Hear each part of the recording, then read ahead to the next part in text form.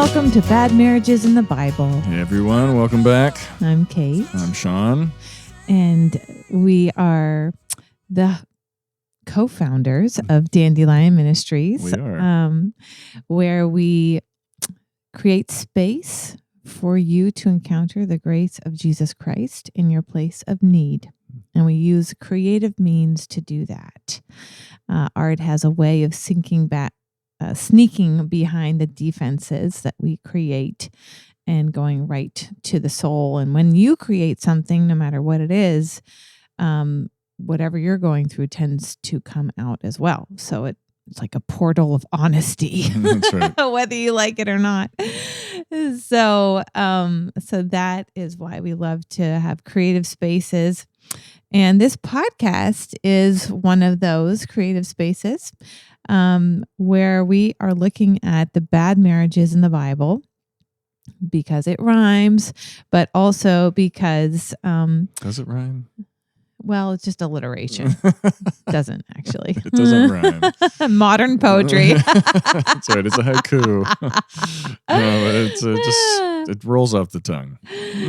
So it, all of the married people in the Bible were super honest about their blunders and their problems, and they were boasting in their weaknesses this whole time because it showed God's powerful redemption.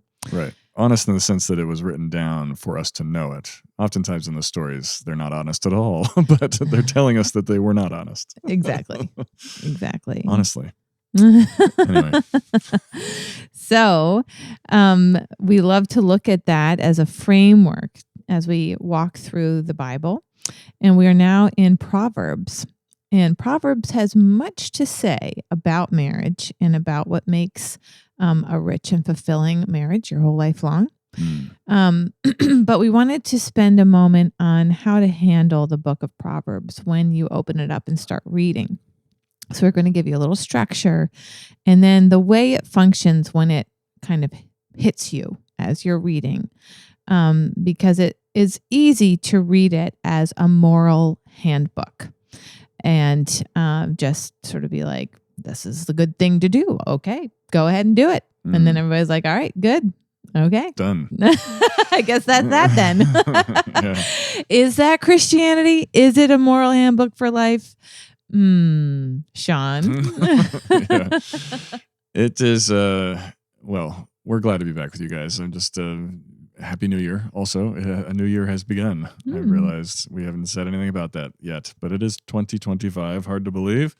And we are sitting here, as Kate said, in Proverbs. And yeah, it looks at face value that it's just a handbook. It's just morality. It's a lot of if-then language. If you do this, then this will go this way. If you don't do this, then this will go that way. It almost paints a rosy picture. Like if you do the right thing, then your life will be blessed. Yeah. And if you've been listening to this podcast at all before this episode, then you know what we think about that kind of language. It is law language. It's just very in your face. If you do this, then this will go well. If you don't do these things that are, good for you, then things will go badly. And this book could be summed up in that way. It's like if you're wise, then you're gonna have a good life. If you're a fool, your life's gonna suck. I mean, that's kind of how it looks. It is conditional. That's law language. It's conditioned upon your action, and that is how this book reads. It's frankly how a lot of the Old Testament seems to read, unless you understand the promises that are throughout it. If you don't have an understanding of the fact that God is speaking to us in two different ways, which we talk about on this blog a lot. He speaks to us through law, and he speaks to us through gospel, or he speaks to us through demands and through promises. And or the good that you ought to do. Yeah.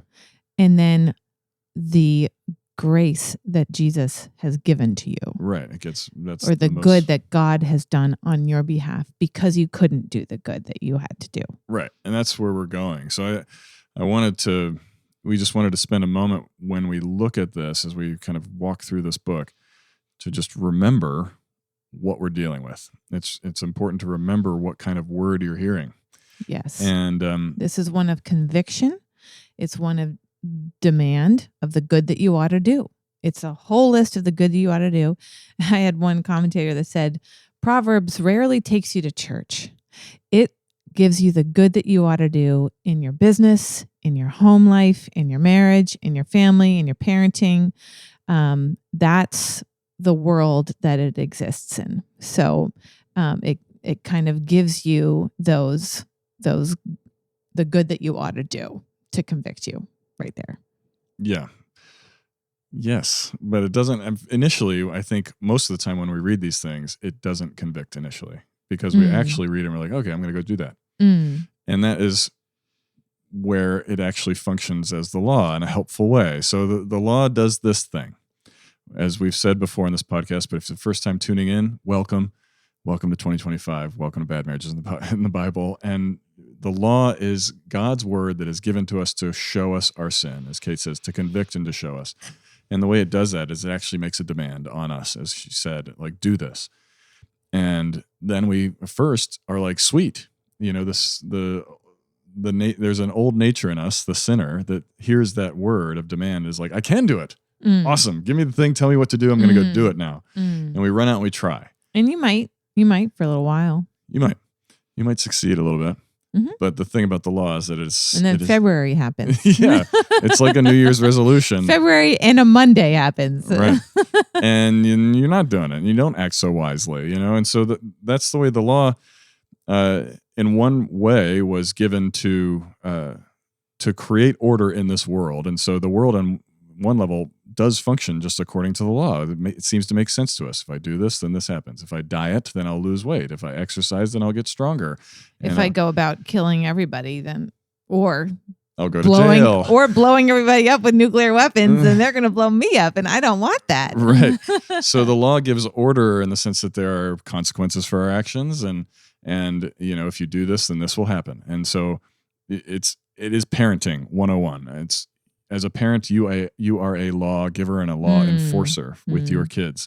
And it's needed because one of the ways the law functions is that it restrains sin. It restrains us from being as bad as we potentially could be. That's why we have a legal system. That's why we have speed limits, things like that. And yet we see that it doesn't work 100% of the time, right? If you just go onto YouTube and search for stupidity after a Cars and Coffee, get together, which that's a thing. I'm into cars. So guys like to get together on Saturdays, guys and gals, with their cool cars and have coffee and look at their cool cars and talk about their cool cars.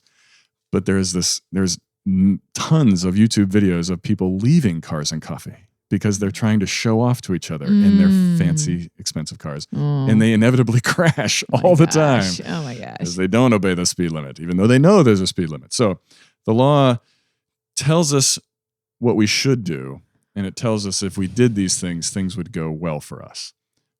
But what it inevitably does, even when it does restrain us somewhat, it inevitably shows us that we don't actually keep it. We don't actually do these things. We always have the desire to do the opposite of it.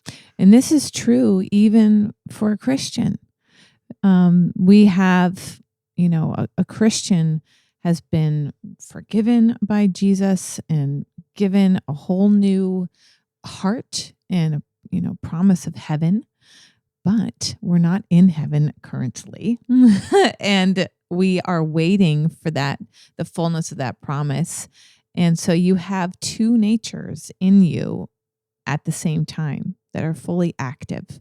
The new nature that only hears Christ's voice, calling your name, calling you deep into his desires and, the gifts that he's given you, and full of his love and adoption and, confidence in him. And then you also have this old nature who is a total atheist and is like, I can do all this on my own, and I'm going to try to do this, and I'm going to live in sort of shame and fear and,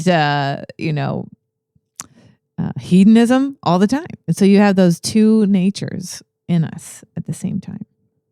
That's right. And that's something that we see happen in Scripture when we look at somebody like Paul. Paul was a Pharisee. He was a good Jew, and he followed the law to the nth degree. He's a New Testament character. yes, sorry, for those of you who don't know, he wrote most of the New Testament, half of it. And Paul, the thing that changed for him and why the Bible isn't just a rule book for us to follow, and why Proverbs isn't just telling you, go do this, is because he actually saw the fulfillment of all these promises in Scripture, which there is a promise in Proverbs. We're going to get to that too. We see God's promises even in it, that he was actually going to do the thing we cannot do, that he was going to be the one who fulfilled the law for us, and that he was actually going to be righteous for us. And Paul, when he is converted, very famously, he's on his way to Damascus and is struck down blind by a great light in the book of Acts. And he was persecuting the Christians, in the name of God, in the name of Judaism. And then Jesus appears to him and tells him, why are you persecuting me? And Paul is converted and realizes that Jesus actually is the Messiah, and he's the fulfillment of all these promises that the Bible had talked about, the Old Testament. And he goes and reads back through his whole understanding of Judaism. And he realizes he had it all wrong. He thought it was all conditional. He thought it was that you proved you were good or became good by your actions, what they call works righteousness. He thought that that's how it worked, that he just needed a bunch of if-then statements. But then he realized, oh my gosh, that is exactly not how it works.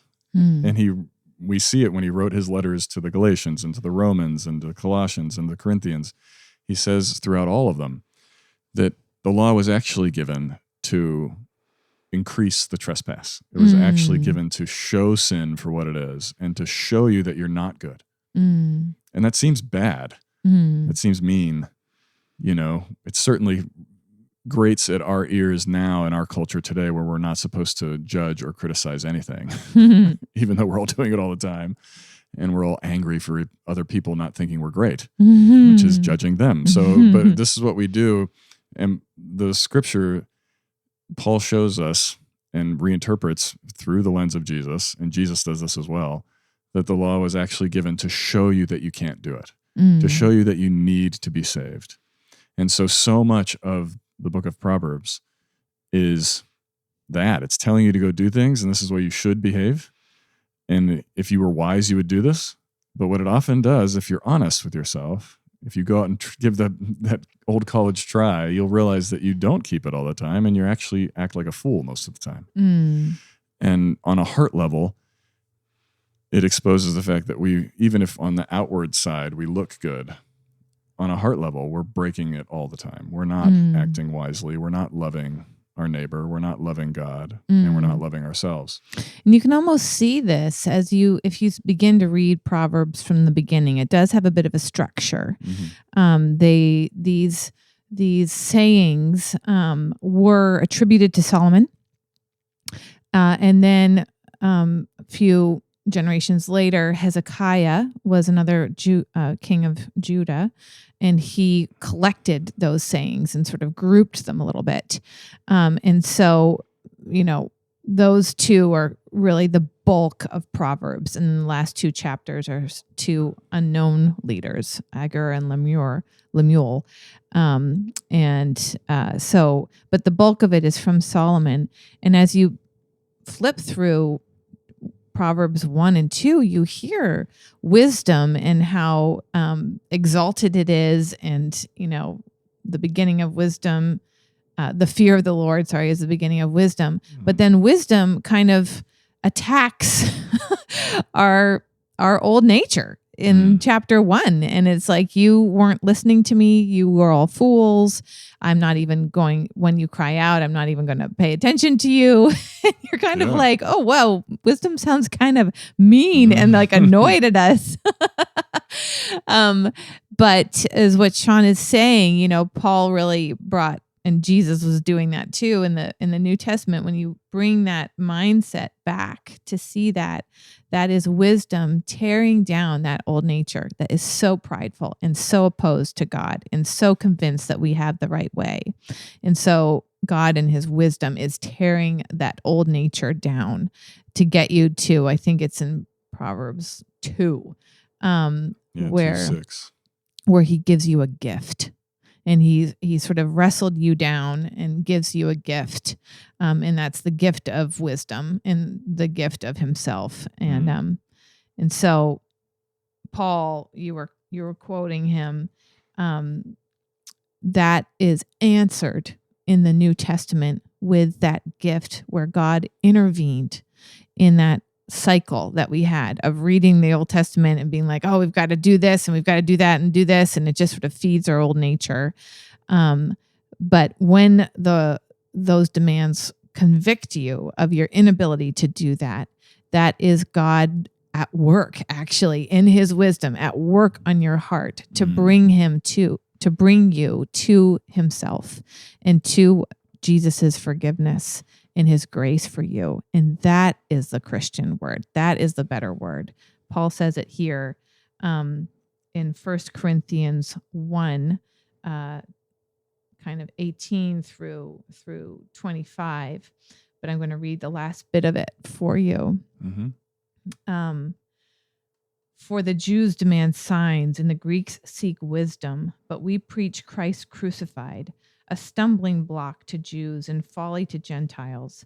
But to those who are called, both Jews and Greeks, Christ is the power of God and the wisdom of God. For the foolishness of God is wiser than men, and the weakness of God is stronger than men. So the role of the law is actually to prepare your heart to receive that true wisdom of the cross, the power of God found in his forgiveness and his grace for you, and of him laying down his life for you. And then you feel that love, and it breaks down that old nature, and it gives life to the new nature, and you are grateful, and you're showing what God has done instead of what you have done. And you have all of this courage to walk in a new way that you wouldn't have been even able to before. That's right. Yeah, the law is, Paul says it very clearly in Romans 7, the law is holy and righteous and good. It's just we always think it does something it can't do. We always think it's the tool by which we make ourselves righteous so that God is happy with us. I mean, that's the way we think it operates, but it's not. God gives it to show us that we're actually deluded in thinking that, and it kills that and reveals that we actually are desperate for someone to save us. And then he says, and that's me. I've come to save you. And those are the promises. And that is the promise that we really hear ring out in Proverbs 2:6. You said that he gives wisdom. It demands, there's a demand that you should be wise. You weren't, you didn't seek me in Proverbs 1.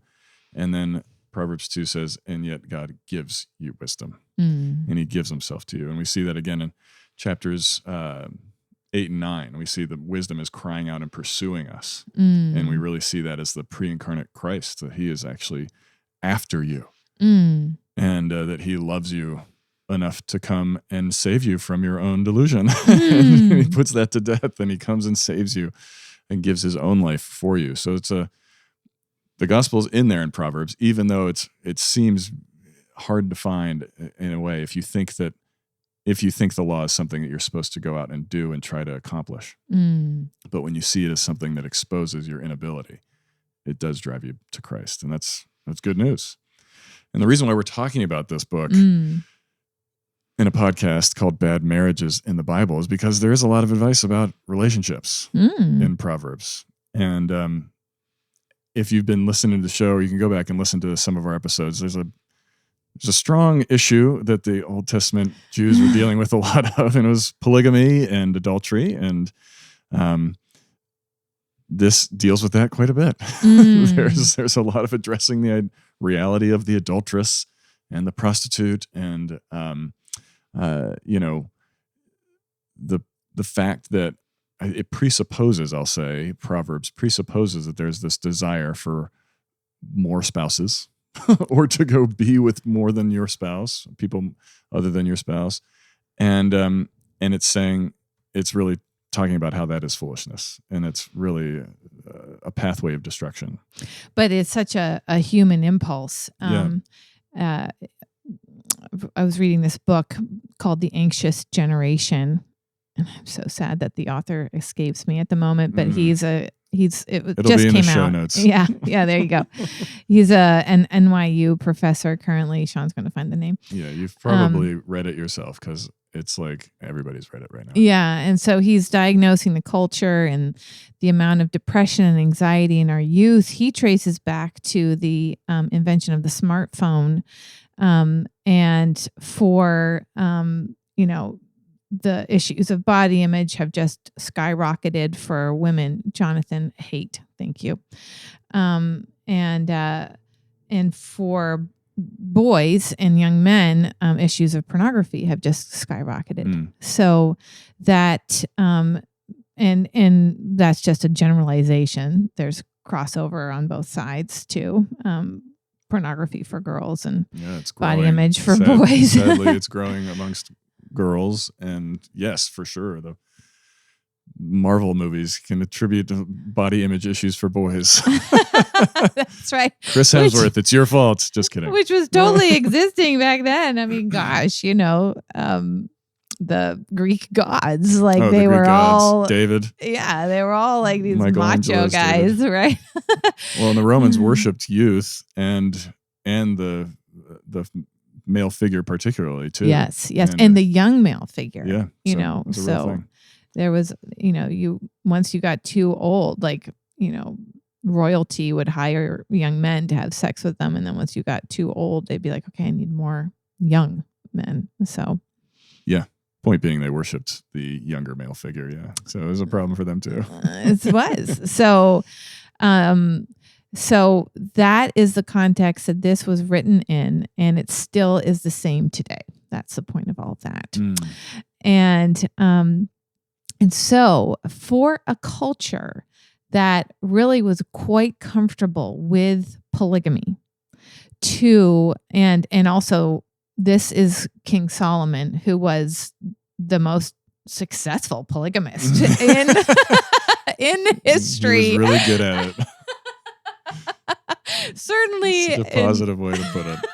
He was a real successful polygamist. In the sense that he had 700 wives, 300 concubines, something like that. The numbers are vast. 1,000 women under his financial and sexual care. And emotional and all that. Yep. And so, we have, he is the gold standard for all polygamists, but he is the one attributed to this. And he also has this Hebrew law speaking to his heart and the way that God had created male and female in the very beginning. And he knew that, male and female, he created them and gave the woman to the man, and he left his father and mother in Genesis 2 and cleaved to her as one flesh. So that was the original intent for what marriage might be. And even though he knew that and he worshiped God and created the temple, he just was a total Casanova and loved relationships with women was totally one with the cultural norms of polygamy in that day. And so he definitely, married women and also adopted their culture. And so he was also the chief idolater too in his place, in his city, country, Israel, all that. We got there eventually. Yes. Yes, he was. So when Proverbs is coming down so hard on committing adultery with the wife of your youth, this is a very undeserving author and one who was clinging to the forgiveness and the atonement that he was, every year and daily he would be sacrificing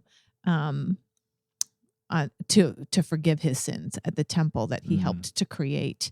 And so somewhere in there, that faith in God and in his mercy, that was the one thing that was really clinging to Solomon. And when you see the metaphors and the reality of, having an adulterous heart, you can really hear God grieving when his people commit idolatry and run after other gods. And he wants us to come to him for all of our needs and our fears and even our sins and have forgiveness. So Solomon is the one who has written all of these things, and he wasn't able to live up to the things that he wrote. But yet, as a chief polygamist, he is still saying, this was the right thing. This is the good thing. What I have here is far from it. And, but to cherish the wife of your youth, to not run away with somebody else's wife, that is folly. This is wisdom. So I think it adds more weight and gravity and grief as you read Proverbs, that it's much more than just like, oh, these are good sayings by good people. Yeah.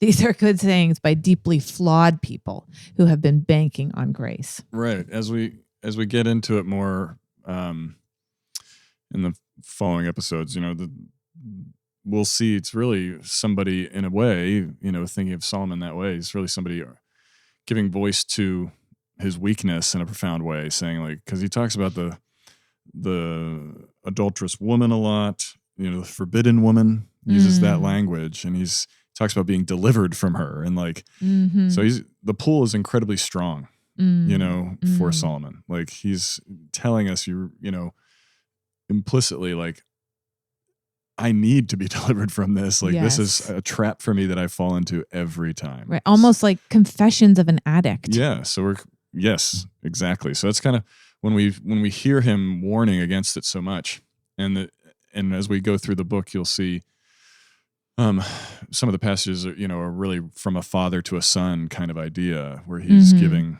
advice and counsel, and so it's learn from my mistakes, son, and it's something that I'm sure he wished his dad had said to him, because obviously we know David's story too. This ran in the family. And, but we hear him really betraying, or just sharing the fact that this was a real, area of weakness for him. And when, we all think sin is fun, but when sin runs away with us and we're totally active in our old nature, he's saying that's actually not fun. There's no wisdom or joy there. The woman of folly in those chapters 1-9, she promises life, but she actually brings death. And the woman wisdom says, I'm going to kill you first. And then it's actually going to be life on the other side. So we have to close on that note, that is God, who, stayed faithful to Solomon. And Solomon is giving you his heart confessions and pleading with his son to, to not be like him, as you said, and calling on God and his wisdom to come and to intervene. He's reminding that ultimately he's pointing to the fact that God is the one who is going to give him grace, frankly, to walk in faith of the fact that God's wisdom is going to seek him out and is going to be pursuing him. That's right. And he doesn't pull any punches on the fact that there's a lot of foolish things out there that are going to pull on you, So he's pointing to the Lord for sure. That's good. So that woman wisdom is still rummaging around in the streets, calling our names and saying, I'm coming to get you. And that is found in the power of Jesus and what he did on the cross. And it matters for us today. So whatever is calling your name and trying to bring you back into its clutches that says it's life, but it's actually death, Jesus is for you, and he has come to meet you in that place with his forgiveness and grace, and he has strength for you. And we would invite you to reach out to us. In the show notes, you'll find Sean's email, sean@dandelionministries.org, our website, dandelionministries.org. There's a way even to support us if you would like to keep the show going.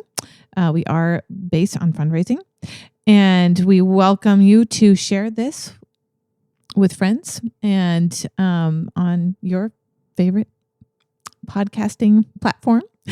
And I think that's the end of my little announcements. All right. So we're so glad that you spent this time with us. I hope you have a great day. Thanks, everyone.